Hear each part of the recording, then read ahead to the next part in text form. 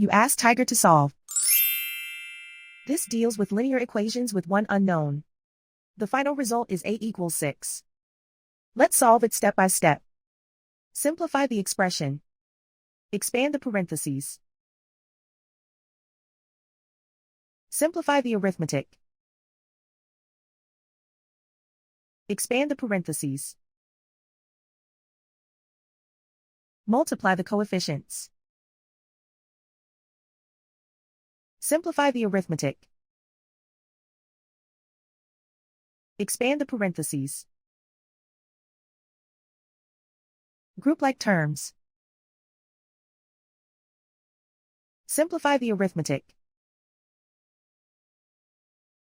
Group all constants on the right side of the equation. Subtract 25 from both sides. Simplify the arithmetic.